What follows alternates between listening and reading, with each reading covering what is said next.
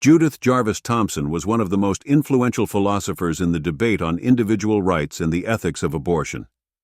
Unlike those who built arguments based on abstract principles, she favored moral dilemmas, situations that force us to confront our deepest ethical intuitions. Not because she believed these dilemmas had simple answers, but because they revealed the hidden tensions in our beliefs. Her approach was direct. It was not enough to declare something morally right or wrong. Our convictions had to be tested under extreme conditions to see if we still upheld them. Remember to subscribe, activate the bell, and enjoy philosophy for non-philosophers. A dilemma is precisely that, a situation where every choice seems morally problematic. There is no obvious solution, only a clash between principles that appear equally valid. And one of the most unsettling dilemmas Thomson proposed is the transplant dilemma. Imagine a surgeon with 5 patients who will die unless they receive organ transplants. There are no available donors, but in the waiting room, there is a healthy man whose organs could save all 5.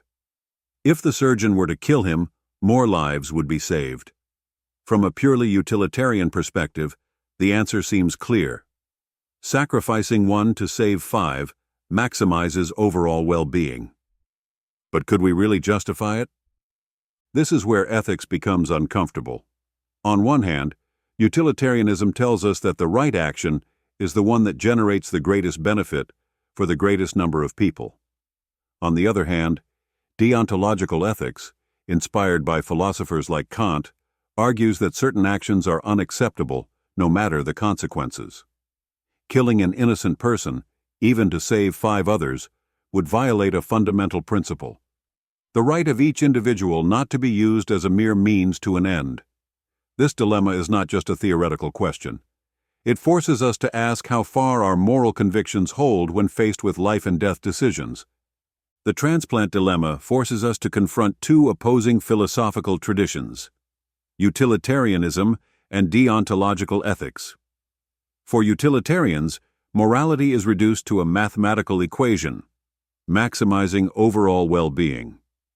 In this case, 5 lives are worth more than 1, so the sacrifice of the healthy man would seem justifiable. The calculation is cold, but it follows an impeccable logic. If the goal of morality is to reduce suffering and increase happiness, then the right decision is the one that achieves the best possible outcome.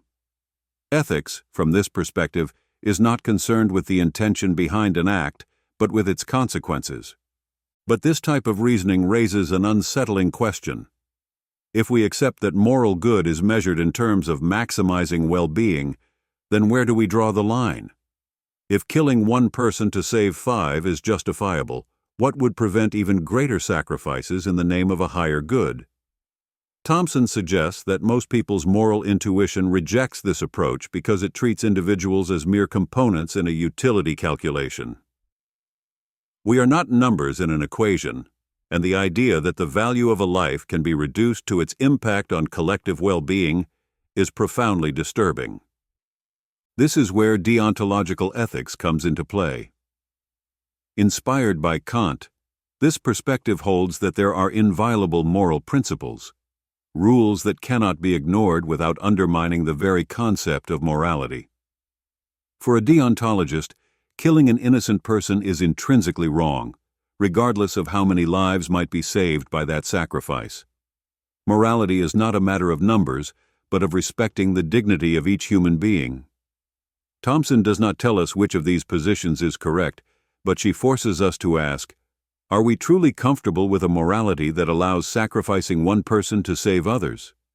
And if we are not, what does this imply for other moral dilemmas where an individual's life seems to conflict with the well-being of many? The transplant dilemma becomes even more unsettling when applied to contemporary debates on individual rights. If we reject the idea of sacrificing 1 person to save 5, why do we do so? It is not merely because killing is wrong, but because we intuitively recognize that each individual has an inalienable right over their own body. The key question is, can someone be forced to give up their life, their physical integrity, or their autonomy, even when it would benefit others? This is where the connection between the transplant dilemma and the ethics of abortion emerges in Judith Jarvis Thomson's work. In her famous essay, A Defense of Abortion, Thomson presents another thought experiment. Imagine waking up one day connected to a violinist who depends on your body to survive. Disconnecting him would mean his death, but if you stay connected for 9 months, you could save him. Do you have a moral obligation to do so? Some would argue yes, that it is a small sacrifice compared to the life at stake. But Thomson counters that someone's right to life does not include the right to use another person's body without their consent. If we do not force people to donate blood or kidneys, even when it could save lives, why would we force them to continue an unwanted pregnancy? Thomson does not argue that abortion is inherently good, but that requiring someone to surrender their body against their will is morally problematic. Returning to the transplant dilemma, if we find it unacceptable to kill an innocent person to save others, why would it be acceptable to force someone to carry a pregnancy to term in the name of another life? Both scenarios involve a tension between the right to life and the right to bodily autonomy, and Thomson challenges us to consider which of these rights should prevail when they come into conflict. The transplant dilemma leads us to a fundamental question in moral philosophy. To what extent do we have a duty to help others, even at our own expense? Thomson shows that most people reject the idea that someone should be sacrificed against their will to save lives. Yet at the same time, we recognize that there are situations where some degree of sacrifice is expected for the greater good. The difference between a moral obligation and a voluntary act of generosity is a difficult line to draw, and it is precisely in this ambiguity that the most intense ethical debates arise. The transplant case is extreme because it pits two fundamental rights against each other, the right to life and the right to bodily integrity. But this tension is not limited to life or death dilemmas. If a person refuses to donate an organ, no one considers them responsible for the death of the patient who needed it. We do not have an obligation to save lives at all costs. However, in other contexts, we do expect people to make sacrifices for the common good.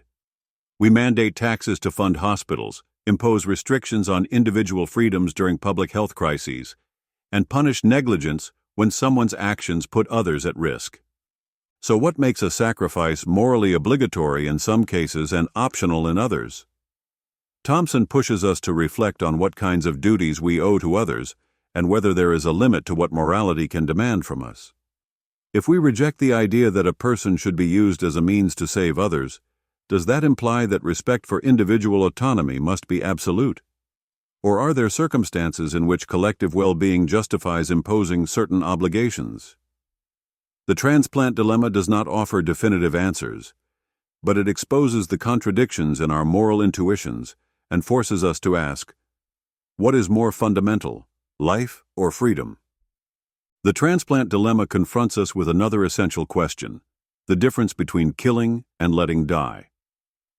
Most people feel that there is a significant moral distinction between committing an act that causes someone's death and simply allowing that person to die. In the case of the surgeon, killing the healthy man to save 5 patients is seen as murder. But if the surgeon chooses to do nothing, allowing the 5 to die due to a lack of organs, no one would accuse him of actively killing them. There is something in our moral intuition that tells us omission is less grave than action, even if the final outcome is the same. Thomson forces us to question whether this distinction is truly valid. From a utilitarian perspective, the consequences matter most. 5 lives saved versus 1 sacrificed. But from a deontological perspective, the difference between killing and letting die is crucial. The surgeon has no obligation to intervene, and intentionally killing someone to save others crosses an unacceptable moral boundary. This same reasoning applies to the abortion debate. Is there a fundamental difference between actively terminating a pregnancy and simply not intervening in gestation? Should the mother be seen as responsible for the life of the fetus in the same way that the surgeon is responsible for his patients? If we insist that the surgeon must not kill the healthy man, even if it means 5 people will die, we are acknowledging that there are limits to what morality can demand of us. Thomson argues that the same principle should apply to pregnancy. Even if we consider that a fetus has a right to life, that does not mean it has the right to use another person's body without consent. Just as we cannot force someone to donate their organs to save lives, we cannot force a woman to carry a pregnancy to term simply because another being's existence depends on it. The distinction between killing and letting die, then, is not just a theoretical question. It is a principle that defines the extent of our moral responsibility toward others. The transplant dilemma leaves us with one final and difficult question. Can morality demand sacrifices in the name of a greater good, or are there individual rights that must never be violated, no matter the circumstances? Judith Jarvis Thomson reveals that our moral intuitions are inconsistent. We are uncomfortable with the idea of killing one person to save 5, yet at the same time we expect others to make sacrifices in certain situations.